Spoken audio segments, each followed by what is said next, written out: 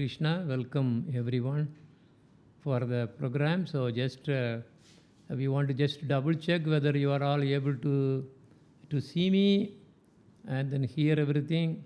So hopefully everything is fine. Okay, Hare Krishna.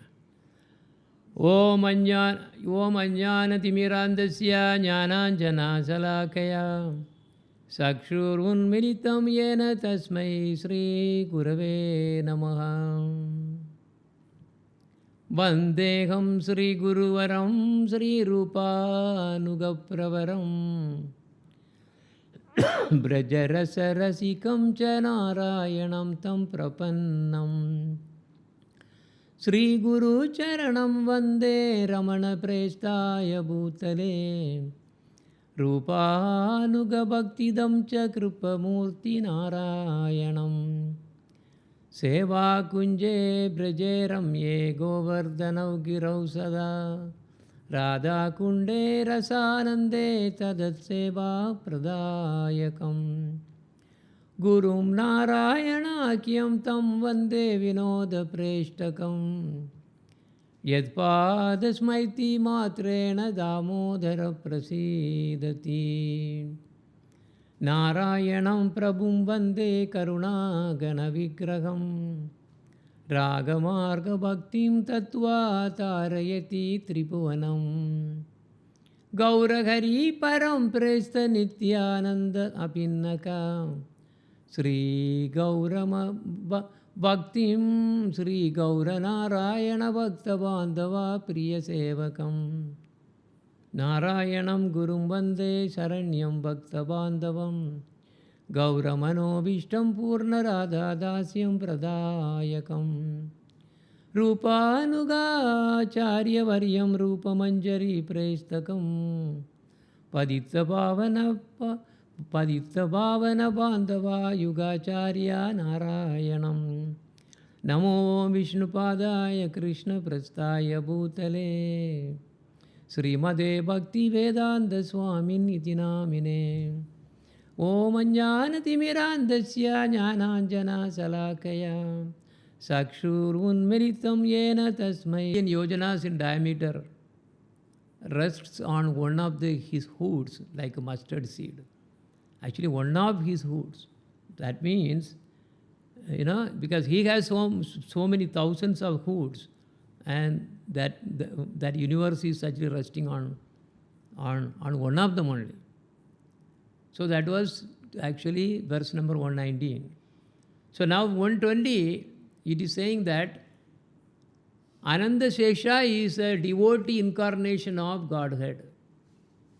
So he knows nothing but service to Lord Krishna. So like Balaram is also completely dedicated to serving Krishna in any way. And whether they are all coming down for the pastime or whatever the pastime they are coming, Balaram also accomplishes Lord Krishna. And they really have these leelas wonderfully done. So now all the leelas, if you see, Balaram is always serving Krishna in various moods. So he really works as like a dasya, sometimes sakya, and sometimes even like Vatsalya. So that is the beauty. And now text 21 is where we are proceeding now. And here it says, Sahasra Vadane Kare Krishna Gunagana Niravadi Gunagana Andanahi Pana. So that means with his thousands of mouths, he sings the glories of Lord Krishna. But although he always sings in that way, he does not find an end to the qualities of the Lord. So he has so much of service to Krishna. And he takes many forms for the service of Krishna, and service is complete dedicated activity.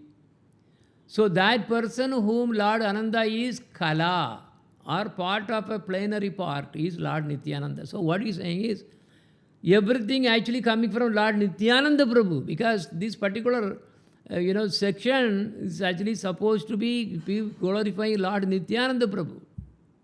So he says, we cannot really, how can we really imagine the power of Lord Nityananda Prabhu or the glories of Lord Nityananda Prabhu? We are not able to. So that's why from these conclusions we can know the limit of the truth of, Nityananda. That means unlimited. But what glory is there in calling him Ananda? So, because he is way beyond this, Ananda Sesha and all the Vishnus, because they are all coming from Balaram, and Balaram is none other than this Lord Nityananda Prabhu, or Lord Nityananda Prabhu is none other than Lord Balaram. So, but I accept it as the truth because it has been said by devotees, since he is source of all incarnation, everything is possible. So what he is talking about is, so you can say, sometimes you can say Lord Nityananda Prabhu is coming from Ananda Sesha, or Ananda Sesha is coming from Nityananda Prabhu. So people will be, devotees may be really depending on their level and understanding, they will be really, giving different explanations. But in the spiritual world, this is all possible. This is where actually many times, we get confused. But in the spiritual dimension, it is possible. For example, if we see Krishna, from Krishna comes Vishnu, but also again he is coming from Vishnu also. You see, because this is why we have to really, understand that it is very difficult to understand all these spiritual manifestations. So some say that Krishna was directly Lord Naranarayana. Keho kahe Krishna Sakshat Naranarayana. Keho kahe Krishna kaya Sakshat Vamana. And some people say some called him as Lord Vamana Deva is incarnation. See, how many? So this is where we really get totally confused. So that is why sometimes you really keep on, that is another reason is, if you really try to understand the scriptures by going through literally, we only get into a confused state. This is a problem. See, again, talking about Lord Krishna, it says, that is text number 130 saying, that some called Lord Krishna an incarnation of Lord Kshirogadai Vishnu, Brahman. Paramatma. So some are saying, what are they saying? From Lord Kshirogadai Vishnu, Paramatma comes Lord Krishna. And what it is saying is, this particular text 130 is saying, yes, that's also true. Nothing is impossible. This is where we get totally confused. So text 131 it says, when Supreme Personality of Godhead Krishna appears, he is the shelter of all plenary parts.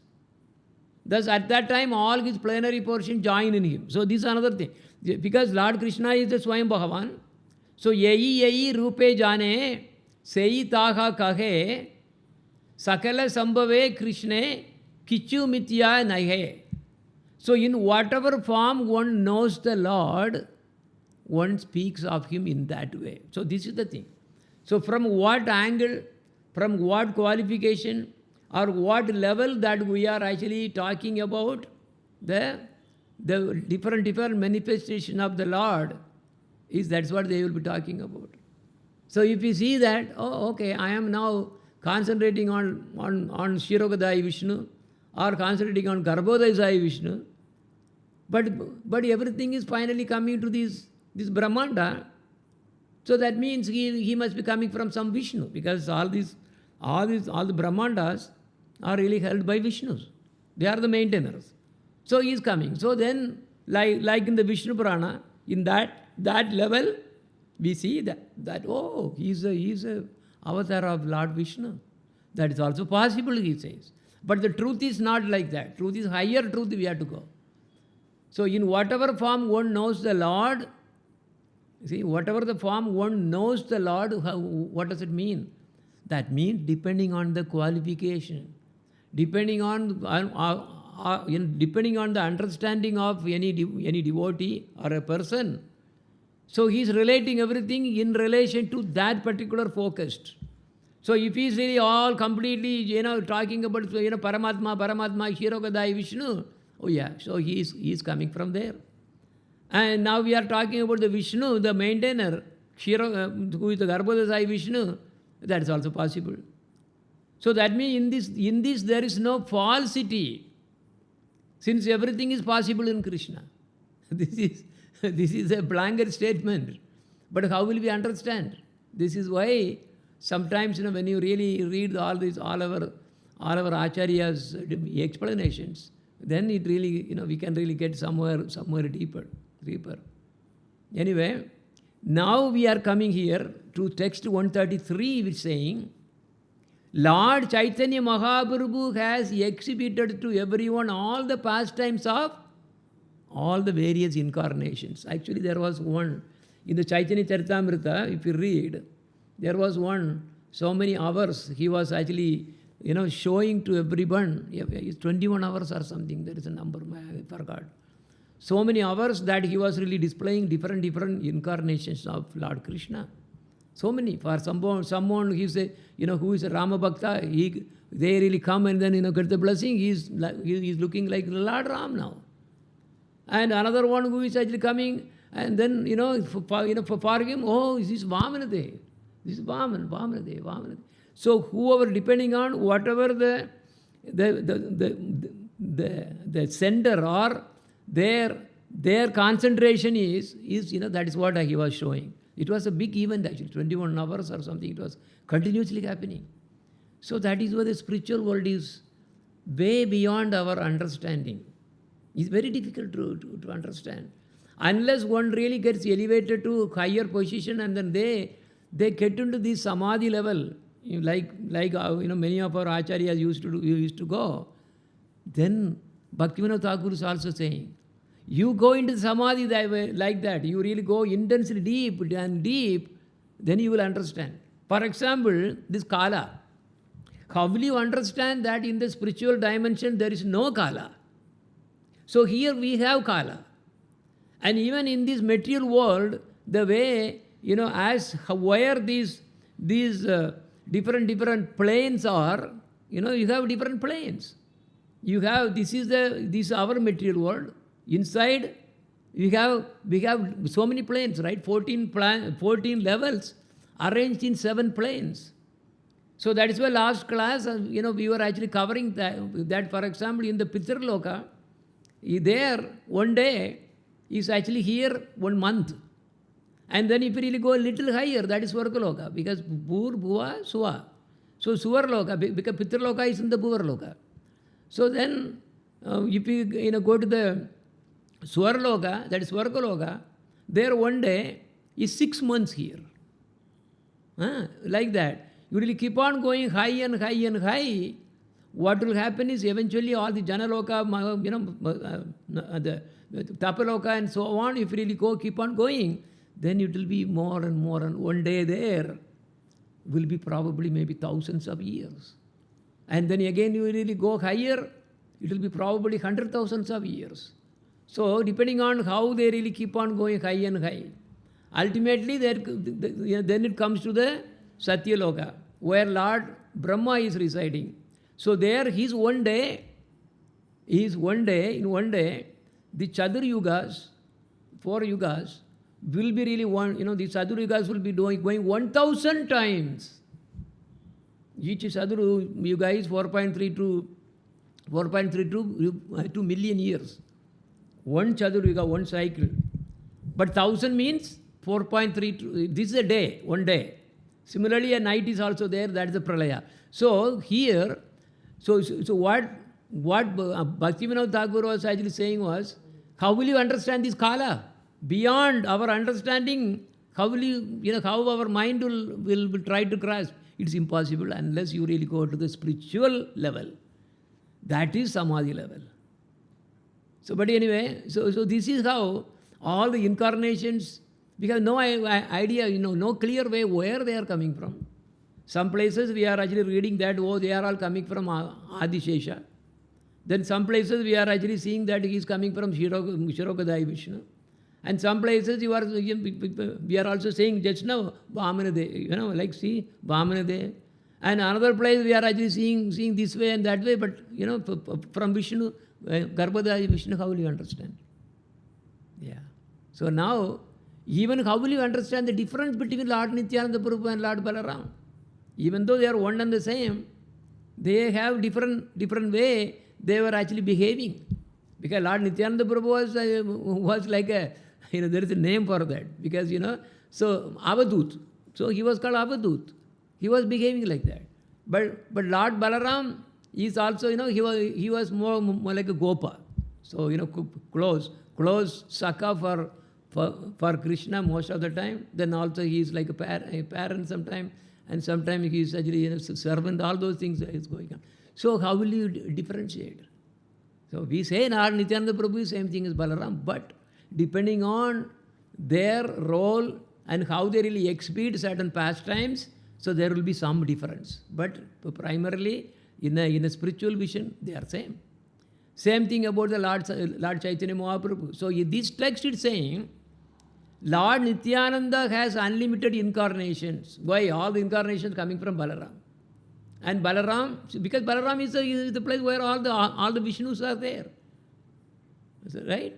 So in transcendental emotion, he calls himself a servant of Lord Chaitanya Mahaprabhu. Who?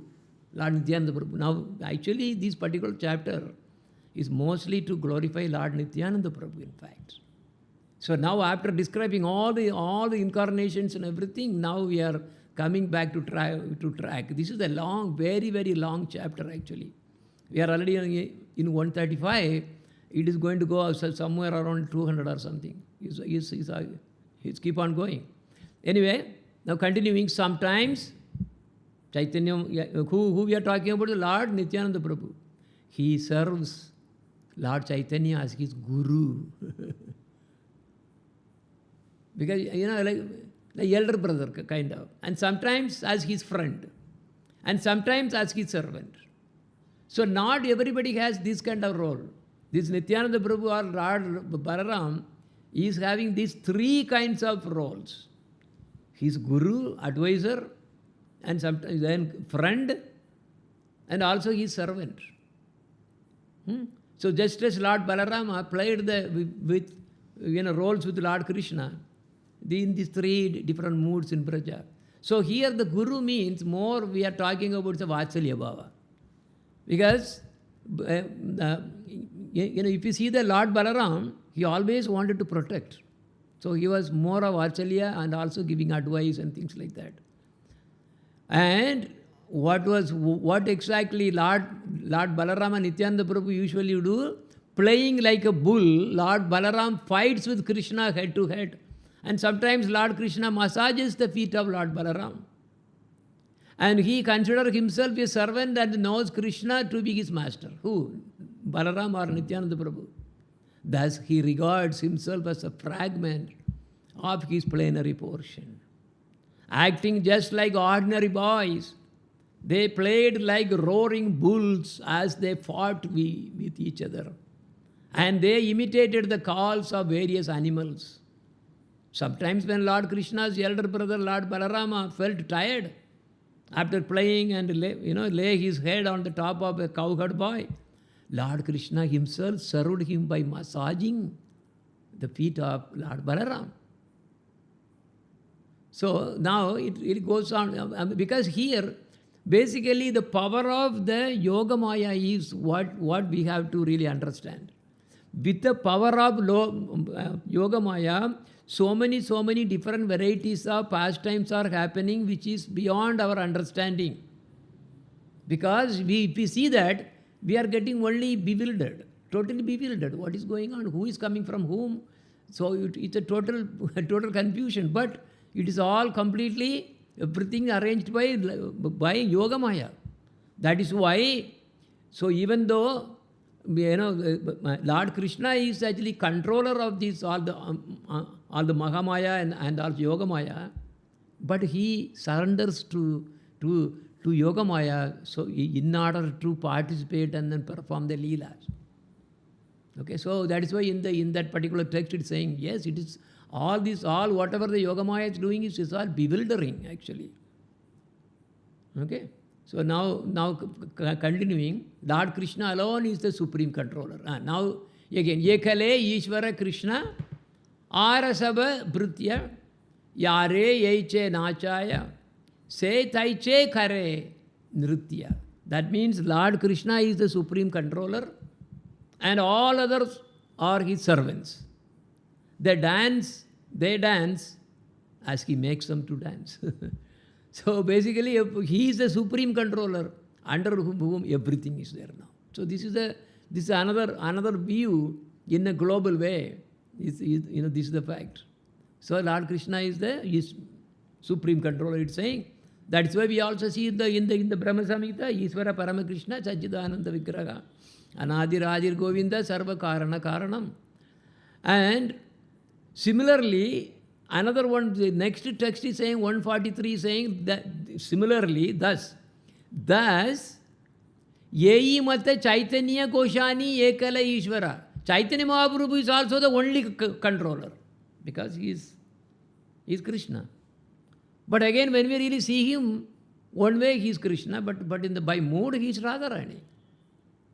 So what we are talking about, he is the only controller is that Krishna. As Krishna, when he is behaving as Krishna, then yes, this is all there. So Yeyi Mata Caitanya Goshani Ekala Ishvara. He is a Ishvara. Arasabha Parishada Kehe Va Kinkara. So that means everybody else is associates or servants. To whom? Chaitanya Mahaprabhu. Now we are talking about Chaitanya Mahaprabhu. So now his elder, such as Lord Nityananda Prabhu, because Lord Nityananda Prabhu is elder than Lord Chaitanya Mahaprabhu. That's why he is also acting as a kind of a guru or a parent, something like that. He is a totally unique bhava that he has. What about Advaita Acharya and Srivasa Thakura? See, they're all elders. So his elders such as Lord Nityananda Prabhu, Advaita Acharya and Srivasa Thakura, as well as his other devotees, whether his juniors, equal or superior, all are associates who help him in pastime. So he really, everybody is all associates. Lord Gauranga fulfills his aim with their help. What? Because he has, reasons of his appearance, inner and external and internal. Okay, so for that, he is really making use of all his associates. Some are elder and some are younger, like that. So Sri Advaita Acharya and Sri Nityananda Prabhu, who are plenary parts of the Lord, are his principal associates. So with these two, the Lord performs his pastimes in various ways. So actually now another confusion is coming.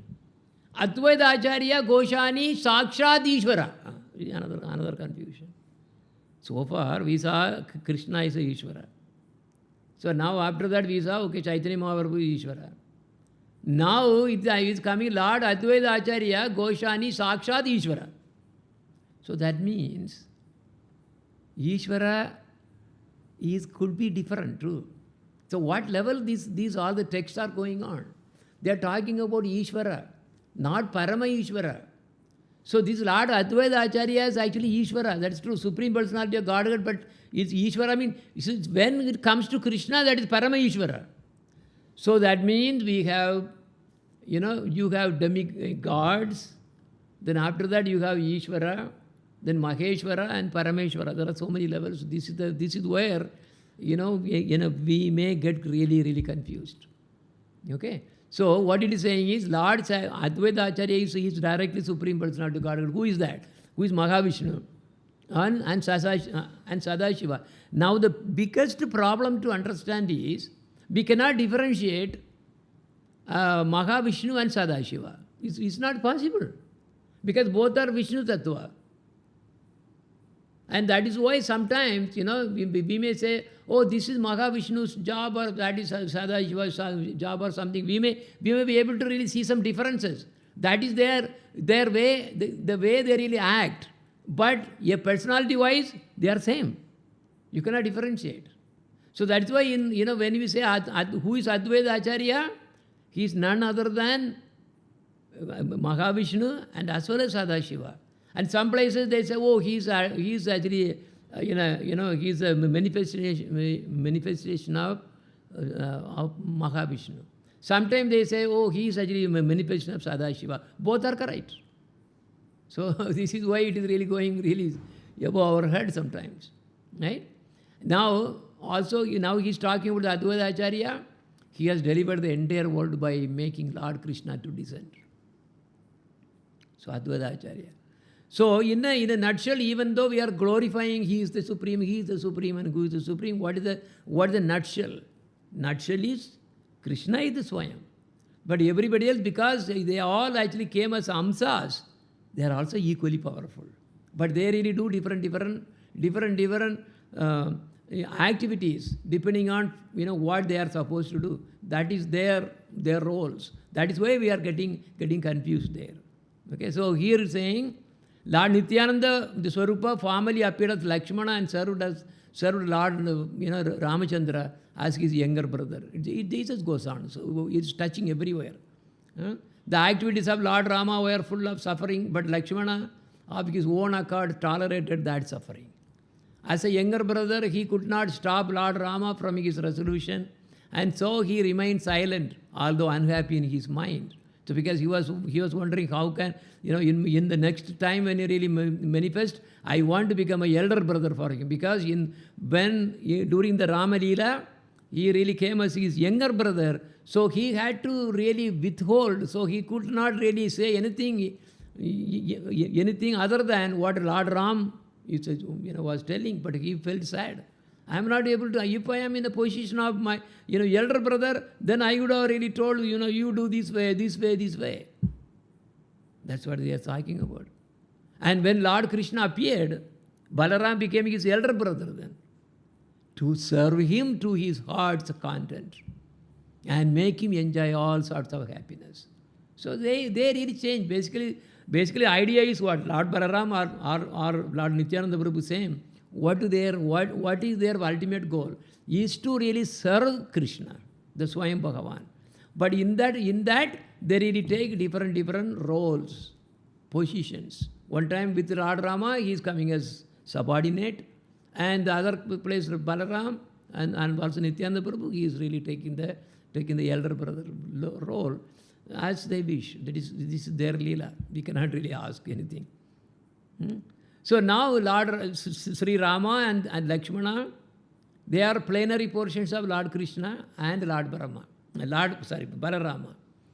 So the plenary portion of Lord Krishna is Sri Rama, and the plenary portion of Balarama is Sri Lakshmana, respectively. They all ended. It says that at the time of Krishna's and Balaram's appearance, what happened was, he is saying these all ended. Rama, Lakshmana, Krishna, Ramera, Amsa Vishesha. Avatare, Kale, Donhe, Donghate, Pravesha. That means when Krishna is coming, everybody is coming. Because he is the one who is the root. Then it is going there. Krishna and Balaram present themselves as younger brother and elder brother. But in the scripture, they are described as the original Supreme Personality of Godhead and his expansion. So what is that? Krishna is the Supreme Personality of Godhead and Balaram is expansion. That is clear. And now coming from this Brahma Samhita, I worship Govinda, the primeval Lord, who by his various plenary portions appears in the world in different forms and incarnations, such as Lord Rama, but who personally appears in his supreme original form as Lord Krishna. So again, if you see that, he's same, there is no difference. He's same. But what important, the original form is Lord Krishna only now. We have to really get the summum bonum of that. So otherwise we cannot really understand in a relatively easier way. It's the problem. And Lord Caitanya Mahaprabhu is same as Lord Krishna. And Lord Nityananda Prabhu is Lord Balarama. Lord Nityananda fulfills all of Lord Chaitanya's desires. Basically, whatever is coming again, reiterating same thing what we are reading. So the ocean of Lord Nityananda's glories is infinite and unfathomable. Only by his mercy, he says, I can touch. Basically, without their mercy, I cannot even get a drop of it. Drop of their, drop of the understanding. It's not possible. Okay? And now he is really proceeding. And, O Lord Nityananda, I write of your mercy out of great exaltation. Please forgive me for my offenses. And now he says, Lord Nityananda Prabhu had a servant named Sri Meena Caitanya Ramadasa, who was a reservoir of love. Okay, so now another personality is coming there. At my house there was a Sankirtana day and night, and therefore he visited there having been invited. Absorbed in emotional love, he sat in my courtyard, and all the Vaishnavas bowed down at his feet. In a joyful mood of love of God, he sometimes climbed upon the shoulder of someone offering obeisances, and sometimes he struck others with a flute or mildly slapped them. When somehow saw the eyes of Meena Caitanya Ramadasa, tears would automatically flow from his own eyes, for a constant shower of tears flowed from the eyes of Meena Caitanya Ramadasa. Sometimes there were eruptions of ecstasy like Kadamba flowers on some parts of his body, and sometimes one limb would be stunned while another would be trembling. Whenever he shouted aloud the name Nityananda, Nityananda, the people, so we are talking about that personality that we just touched.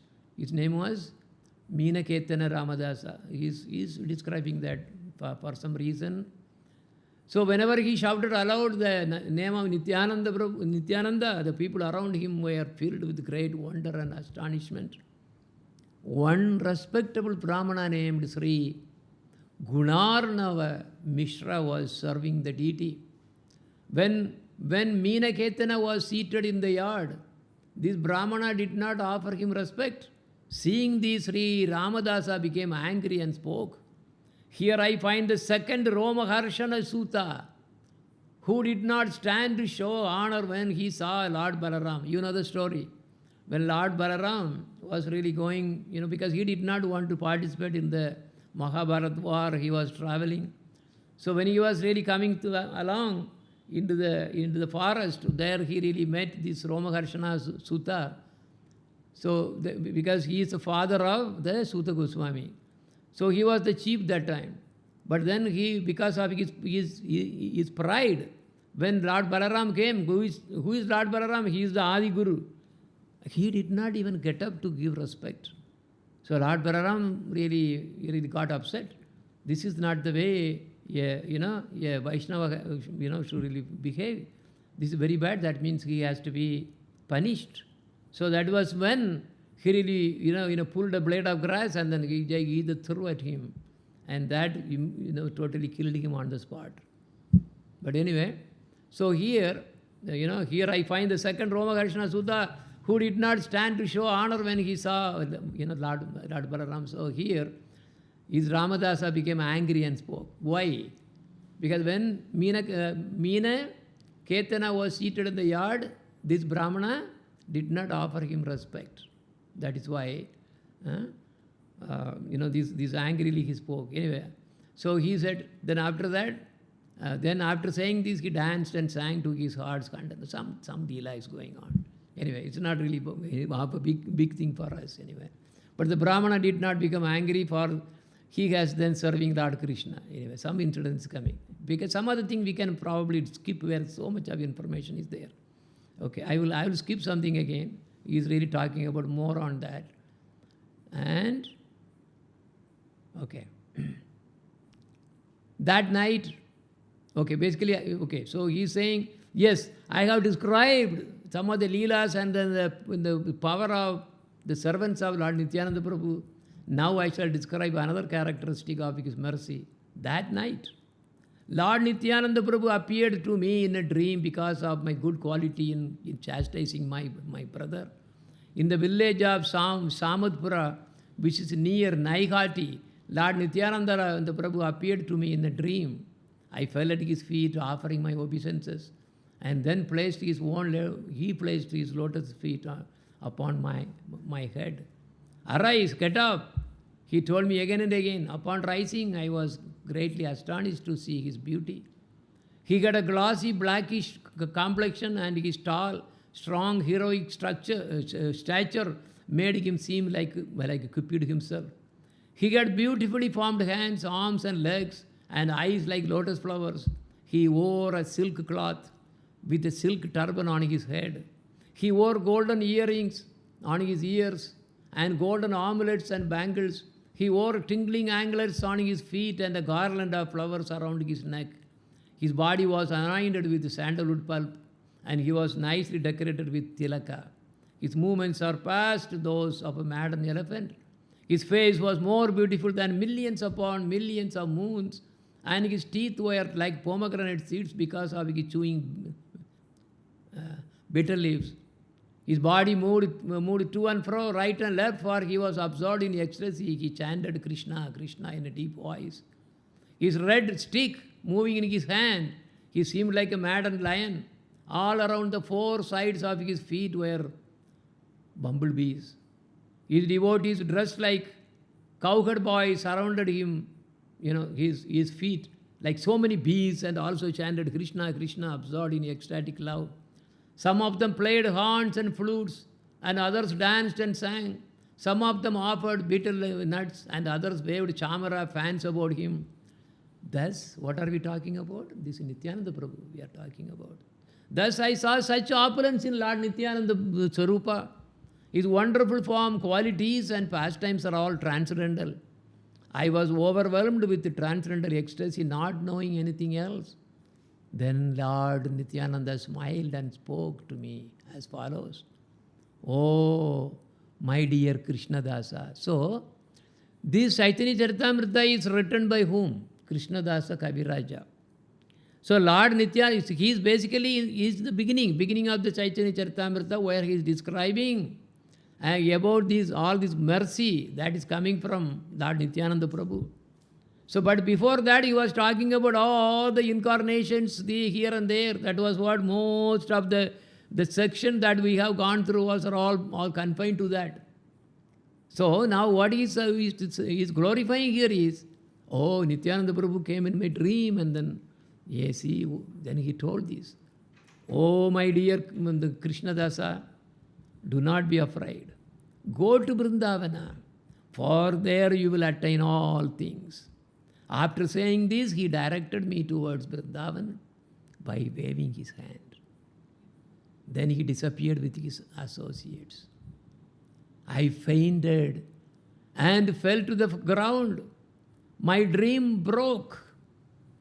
And when I regained consciousness, I saw that morning that had come.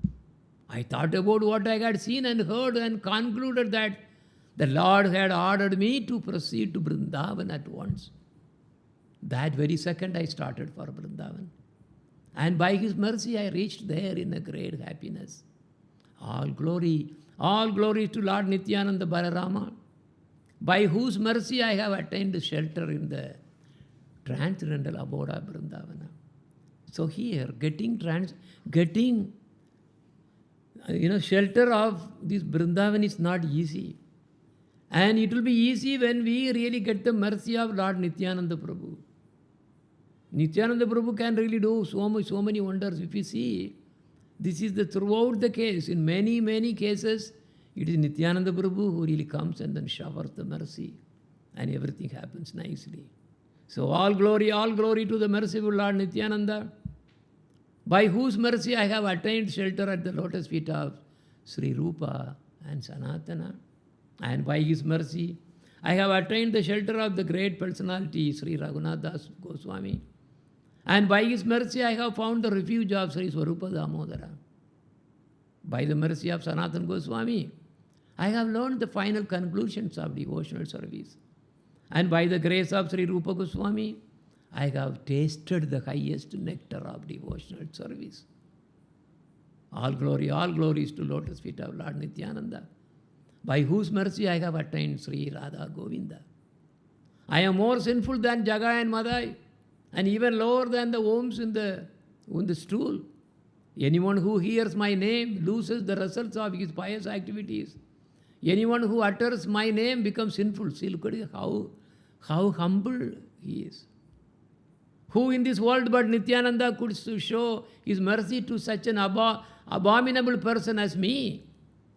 Because he is intoxicated by ecstatic love and is an incarnation of mercy. He does not distinguish between the good and the bad. He delivers all those who fall down before him. Therefore, he has delivered such a sinful and fallen person as me. Although I am sinful and I am the most fallen, he has conferred upon me the lotus feet of Sri Rupa Goswami. I am not fit to speak all these confidential words about my visiting Lord Madana Gopala and Lord Govinda. Lord Madana Gopala, the chief deity of Vrindavana, is the enjoyer of the rasa dance and is directly the son of the king of Braja. He enjoys a rasa dance with Srimati Radharani, Sri Lalita and others. He manifests himself as the Cupid of Cupids, wearing yellow garments and decorated with the flower garland. Lord Krishna appearing among the gopis with his smiling lotus face, looked directly like the charmer of the heart of Cupid. With Radha and Lalita serving him on his two sides, he attracts the hearts of all by his own sweetness. The mercy of Lord Nityananda showed me Sri Madana Mohana and gave me Sri Madana Mohana as my Lord and Master. He granted to me, he granted to one as low as me the sight of Lord Govinda. Oh, he was the one who granted the sight. Words cannot describe this, nor is it fit to be disclosed. On an altar made of gems in the principal temple of Vrindavana, amidst a forest of desire trees, Lord Govinda, the son of the king of Braja, sits upon a throne of gems and manifests his full glory and sweetness, thus enchanting the entire world. By his left side is Srimati Radharani and her personal friends. With them, Lord Govinda enjoys the Rasa Leela and many other pastimes.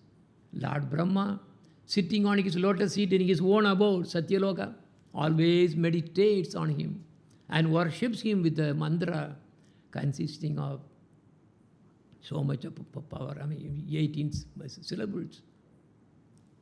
Everyone in the 14 worlds meditates upon him, and all the denizens of Vaikunta sing of his qualities and pastimes. The goddess of fortune is attracted by his sweetness, which Sri Rupa Goswami has described in this way. My dear friend, if you are indeed attached to your worldly friends, do not look at the smiling face of Lord Govinda as he stands on the bank of the Yamuna at Kesigata. He is casting sidelong glances. He places his flute to his lips, which seem like newly blossomed twigs. His transcendental body, bending in 3 places, appears very bright in the moonlight.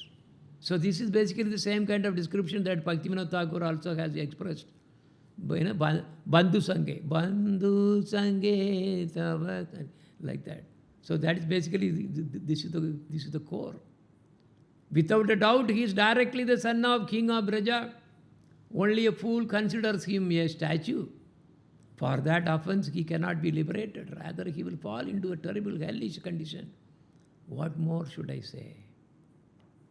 Therefore, who can describe the mercy of the lotus feet of him? Who is that? Lord Nityananda Prabhu. By whom I have attained the shelter of this Lord Govinda. All the groups of Vaishnavas who live in the Vrindavan are absorbed in chanting the all auspicious name of Krishna. Lord Caitanya and Lord Nityananda are life and soul of those Vaishnavas who do not know anything but devotional service to Sri Radha Krishna. The dust and shade of the lotus feet of the Vaishnavas have been granted to this fallen soul by the mercy of Lord Nityananda Prabhu. Lord Nityananda said, in Vrindavana all things are possible. Here I have explained his brief statement in detail. I have attained all this by coming to Vrindavana, and this was made possible by the mercy of Lord Nityananda. I have described my own story without reservations, the attributes of Lord Nityananda, making me like a madman, forced me to write these things. All glories to Lord Nityananda's transcendental attributes are unfathomable.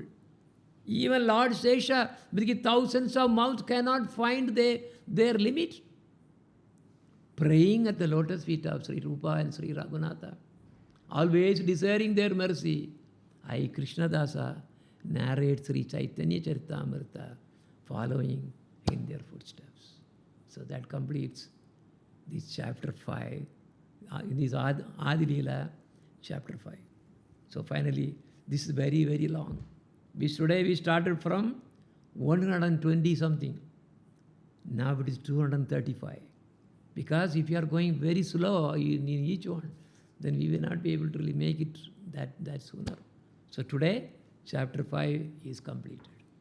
So then, then we'll continue from chapter 6.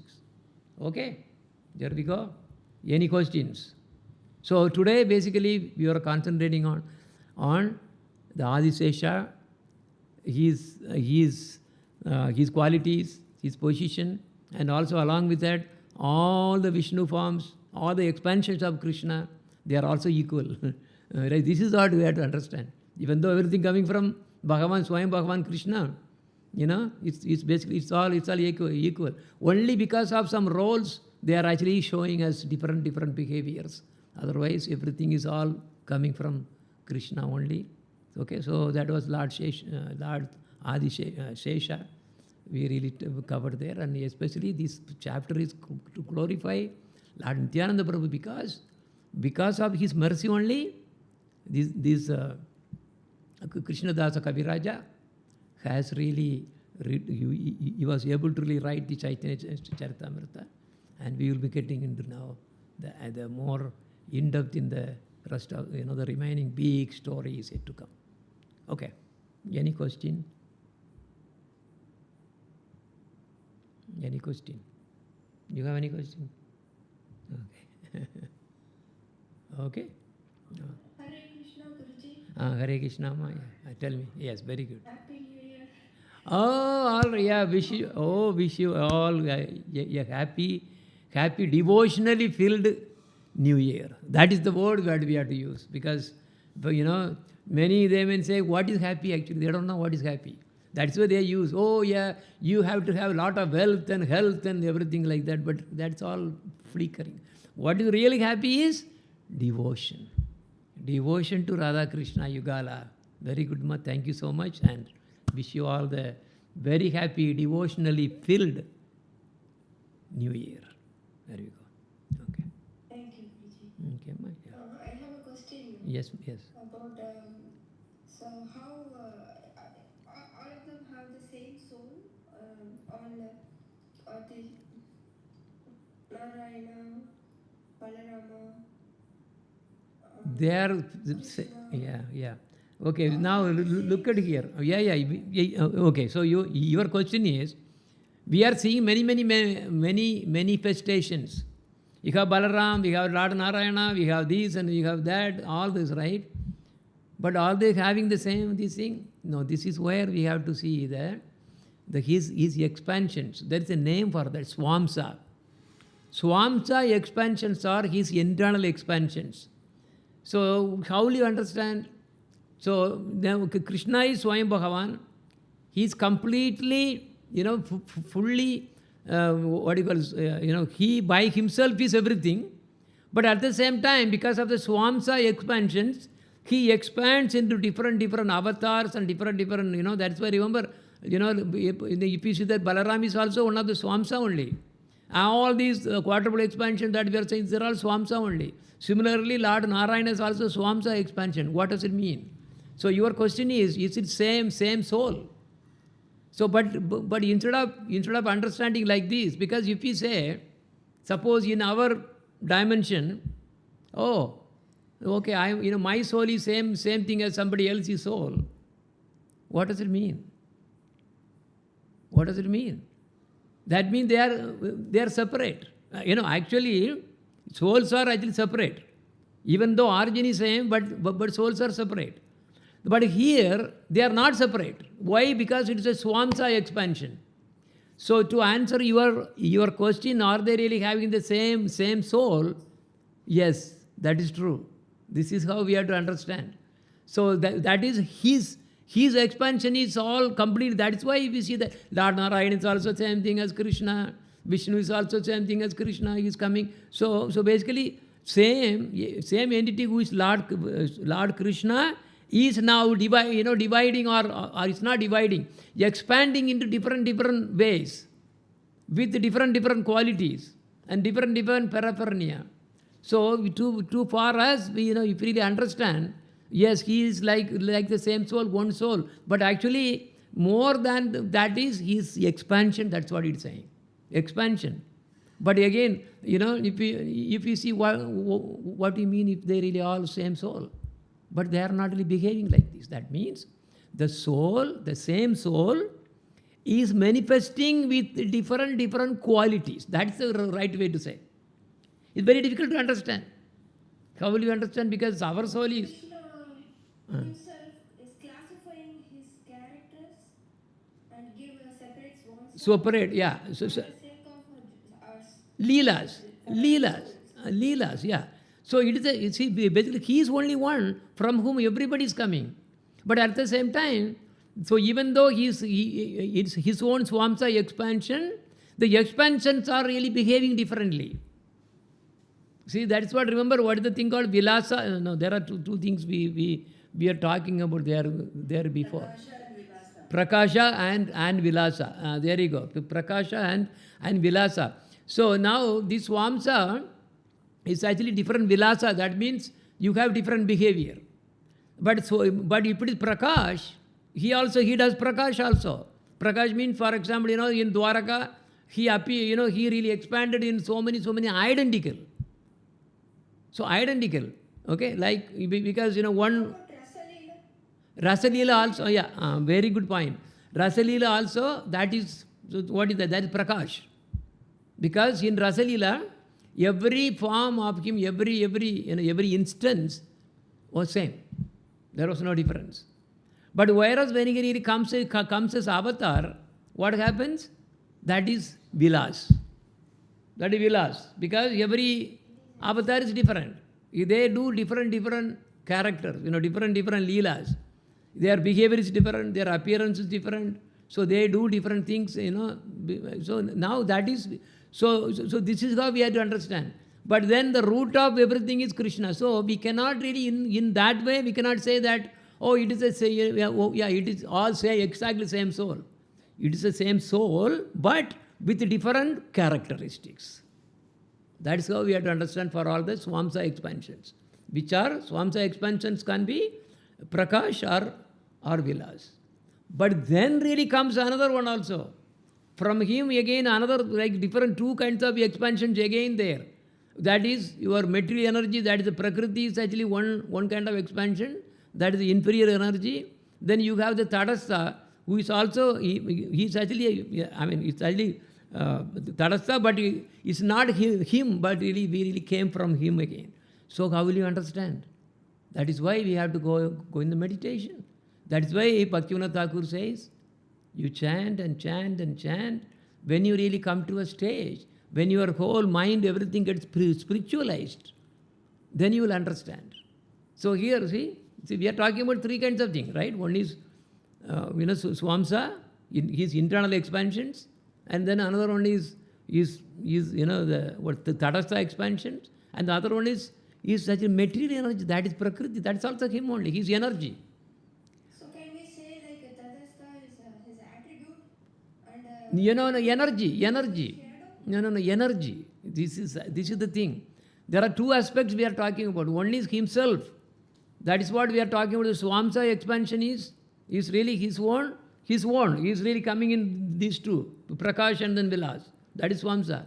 But his energy is the other ones. The two energies are there now. Actually, these expansions also compared to energy only again. But that other energies, one is the material world. That is inferior. So that is energy, not him. That is energy, his energy. Then similarly, Tadastha, the Jivas also, is energy only. We are not God. We are not Krishna. So that means, that is why Sakti Parinama. So what Chaitanya Mahaprabhu and all our scriptures are really talking about is Sakti Parinama. So Krishna, even though he expands and all those things are there, but he also, he is from his Sakti, from his, the energy, different things manifests. That is, one is Prakriti, Jada, and the other one is really superior. That is the Jiva. So Jivas and the Tadas, the material Jada Loka, they are all his, energy. That is why. Yeah, we have to understand like that. So he himself and his energy. This is how we have to understand. But sometimes it may be true, so confusing, because how will he measure his energy? How will he know his energy? But Shastra is not really going that deep in the sense. Maybe some other scriptures it may be, but the idea is this is what the Shakti Parinama. So Shakti Parinama Vada. That's what we really believe. But at the same time, these Mayavadis, they don't believe this way. For them, it's Brahman. From Brahman, Bhagavan is manifesting. We are also coming from Brahman. And one case it really comes as different avatars and different expansions, whatever we are talking about. And the other case, it's coming as jivas, and also these jada. Jada means prakriti. So, but we don't take that way. We have only Bhagavan is original, and from him, internally he is expanding, and also his energy is also producing things. This is how we are. So he himself is manifesting. He's like the same soul, but a different behavior. So that is why we really see that. See, for example, you see the moon. That is what Gurudev used to explain. It's the same moon. But on one day it really looks smaller, another day it looks a little bigger, then another day it's bigger. Oh, the moon has really gone smaller today. Or the moon has really grown bigger next day. That's not the way. Because that moon, whatever that we are actually seeing, is a visual from a different angle. That's why, because we are not able to see the whole manifestation. That is why. But the moon is same. Moon is not changed. Moon is not saying I am smaller today and then bigger tomorrow. Not. It's the same moon. No change at all. So the same way, Bhagavan unchanged. He is always there.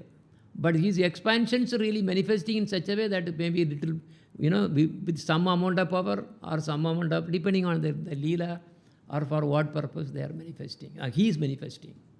Yeah, this is why we get into the trouble of really understanding. Sometimes they say, oh yeah, this is, Adisesha is also he is also Supreme Personality of Godhead. But then why? But when you really see Adisesha, we are not seeing like that. He is actually a servant of the Lord. He is actually serving. But it's again the moon, same kind of example I am talking about. See, we are looking at a different way. Yes. Oh yeah, it is smaller. Adisesha. But again, it's the same. It's Supreme Personality of Godhead. We really read that. Incarnations are supposed to be coming from Anandasesha and also from Vishnus, and these Vishnus are everything, but why? Because it's only one and one entity who is the Bhagavan. Everything else is just a manifestations of the same thing. So spiritual dimension is not like we can understand that easily with our material mind. It's very, very difficult. Very difficult. Yeah. But what our acharyas are saying is, in order to really understand, you have to raise yourself in the spiritual dimension. Then everything will completely make sense. Otherwise, we are, with a little brain, we are trying to concoct, chanting the things and, maybe this is true, maybe that is true or something. Because we will always try to make use of the examples found in this material world. We are trying to explain something which is not the case. Because that spiritual dimension is nothing to do with the material world. We cannot understand. Even though these are all coming, but we cannot understand. Yes, okay, for time being, we can actually visualize like that. Yes, it's the same moon, is appearing different, but it's the same moon. Okay, because all his expansions. Then his energy is another thing. So the Shakti Parinama Vada is the one that we adhere to. So his energy that Jivas came from, that is Jiva Shakti. Jiva Shakti, and the other one is the Jada Shakti. That's the name for, that's what Prakriti is. So these are all energies. So one is his original, and then other ones are energies. Sakti Parinamavada. Okay, good question though. Yeah, but So but one is Chitta Shakti and the other is Tadastha Shakti. yeah, Tadastha Shakti is a Jiva. Jivas are the Tadastha Shakti because Chitta Shakti is yeah. Jiva Shakti is also it's a energy from Lord Krishna only. But that energy, you have one is the Jada Shakti and the other one is the Tadastha Shakti. Because why? Because Jiva actually is spiritual. But because it is weaker, it is really going to be contaminated with the Jada. With the Jada. That is why it is saying that, those Jivas who are, because Jivas are potentially going to be controlled by Maya, that is Jada. That is why they are actually saying that it's the Tadastha Shakti. Because we the Jivas falling, that have fallen into in this Jada Loka, they are actually came from in between, from by Mahavishnu. Mahavishnu is in the Tadastha. So not that all the Jivas are like that. Not all the Jivas are like that. Jivas are there with Krishna. He is living. But we should not say Jiva and Krishna are same. It's not. Jivas are the energy of the Lord. He is separate. And one way it is same, but other way that is why Veda Abheda Tattva. So in quality it is same. But in the quantity it is not. We are very minute. That is why we are getting attracted by the Jadaloka and then falling down. Yes, yes, somebody said that. Yes. Tadastha is Jiva Shakti, but not all are Tadastha. Not all the Jivas are Tadastha. The Tadastha are the Jivas, those Jivas who came from Mahavishnu. And all the others one, like Balarama and Mula Shankarsana, Maha Shankarsana, they are all also coming, Jivas are coming. They are eternally there. They are not Tadastha. They are not in between. No, they are Jiva energy. They are straight away Jiva energy. So in the Jivas, some are falling down, they are actually falling from the Tadastha. So that is what we have to understand. Yeah, but again, see, what is more important is, you have devotion or not. This is the only thing that we need. These, if we are really going too much in the jnana, we will lose the big thing. The big chunk will be lost. That is why the proper way to what we should do is, we cannot understand to the fullest extent unless we really go to that spiritual dimension. But devotion can really take us to the dimension. Until then, it is always going to be all concocted ideas, which you cannot really explain to others, because they are, because it has to be explained in the spiritual level. Otherwise, you cannot understand. That is why I always saying jnana. How much you will go? But instead of that, you really develop bhava. How will you do that? Chanting only. All this reading and all, everything should be supporting our chanting only. If the chanting is not really to be supported, in the sense, if all this knowledge is not really supporting us to chant more, what is the use of it? No, there is no use. That is why our focus should be more on chanting, and chanting will make everything to understand. So that is why our acharyas always chanting so many 192 rounds like that. 192 or 128 or 64 is not much. 64 is minimum. So then you will understand. Otherwise the questions will keep on coming. But the realization is what will really make us to really understand. The realization will come only by doing the sadhana. This knowledge is, it will not really help. Because sometimes it says, oh, he is the supreme and finally you will be in between. That's what happened today also, see. Everybody's same. Everybody's Supreme Lord. So that is why you really ask the question, it's the same Jiva. But the answer is, Bhagavan is one, but there is something called expansion, that is Swamsa. That Swamsa, how will you understand? Only he will understand. Yes. So all the Swamsa expansions are sometimes partial, sometimes not partial, but there are unlimited Swamsa expansions are there. What also saying is, this expansion what we are talking about is only what we come to understand.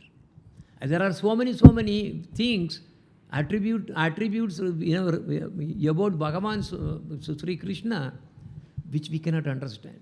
These are the only three aspects that we are able to understand. But there are so many aspects we don't understand. That is what the Shastra says. See the Swamsa, then also the Shakti Parimana, which really become Jiva Shakti, and then that Jiva Shakti sometimes coming from Tadastha, otherwise goes there, and also the Prakriti. These are the only three things that we know. But the Shastra says these are not just the three things. Krishna has, Swayam Bhagavan has unlimited, it's not expansion, unlimited, potency, that is the word. Unlimited potency. We are talking only three potency. That also we are struggling. And we cannot understand. So what should be our focus? This is why Narottam Das Thakur, we have to follow Narottam Das Thakur. This reading, everything is not really that much important. What is important is cry for the Lord. Cry for the Lord. That is why our favorite is Narottam Das Thakur. When what we really need is this Bhava Bhakti. Otherwise, we are only beating on the husks, trying to really get something out of it. So, but for this, you really keep building. Hear all those, try to understand. But we cannot understand everything right away, as when we are there in the low levels. So when we really go higher and higher and higher, then only He will make us to understand. Okay, this is very important. Very important. Only He can make us understand. Otherwise, we are just look at here, big Mayavadis. They are trying to understand Brahman, and finally, what is God, what is Brahman? They are totally wrong. Even Mayavadis are so many. Mayavadis are there. Actually, this whole world is ocean. If we compare, it's full of crocodiles. So many philosophies trying to understand the Lord. So that means even when we really read all the Caitanya Caritamrta, is it guaranteed that we will have understanding? Unless Lord's mercy is on us, we have no way of understanding. Because it's a spiritual entity. That spiritual entities cannot be will be understood by trying to make use of these material examples and things like that. That's the problem. Yeah, you got some. Yeah. So what is important is not the reading. Reading, of course, we are doing only to so that it will help us to our devotion. It's only the devotion. It's not the knowledge. We cannot really know about Him. Trying to understand Krishna is not possible. We are trying to get something, something from here and there, from the scriptures. But the scriptures are also, how will you understand clearly unless you really get the mercy? That will happen only in the sadhana, spiritual sadhana. When you really give, when you are actually absorbed in the samadhi level, it's not the samadhi of the Mayavadis. It is not the samadhi of these yogis. No, this is very, very special. You will understand everything completely. But you cannot explain to others. How will you explain? Tell me, it's a kala. No, there is no kala. There is no kala, there is no space problem. So, the spiritual dimension is beyond kala and space. How will you understand? But we will try to understand only from this angle of kala and space which is existing in the material world. So how will you understand? That is when you have to beg for them. Oh, what I need is not, I don't want to understand, it's not possible. I want your mercy. That's what he is actually asking for. Even though he is trying to explain, he is this, reincarnation, this and everything, finally what he is saying? Only by the mercy of Lord Nityananda Prabhu I am able to understand. I am man, I am fallen, I cannot understand about him. So he is trying to describe this way and that way. But none of them is really completely, something that normally it is really understandable for the jivas like me. It is very, very difficult to understand. That is why we want their mercy, so that they give the real knowledge, spiritual knowledge, by which we will understand. But again, that spiritual knowledge, you need spiritually motivated, devotionally motivated. Not by jnana, not by, oh, I want to know every Shastra. Oh, read Chaitanya Charitamrta, read what the Bhagavatam, another one is there also there. What is that? Yeah, so many. You try to read, finally what will happen? No. Do you had Bhava Bhakti? This is the only thing that actually matters. That's why many of Acharya, they don't really care this kind of, trying to explain. This is Vada. You're trying to understand on something that we cannot understand. Yeah. So, but anyway, nice that the questions were coming. Okay. So I took 1 hour and 15 minutes or something like that. Okay. Any other questions? Anything? Okay. Okay, that's good. All right. Vanja kalpadarupcha kripa sindhubevacha padithanam pavanepya vaishnavepya namo namaha. All glories to Srila Gurudev, all glories to Srila Prabhupada, all glories to Guru Parambara. Hare Krishna. Okay. All right. So now, Hare Krishna? Oh, no. All glories to you, No. I'm trying to really to convey something, whatever the realization, but how will you how will you understand? It's very, very difficult topic. But anyway. So we are understanding from you explaining, right, Guruji? So there is no way we could have understood, we could have realized until you explain to us. How do we know? Yeah, but anyway.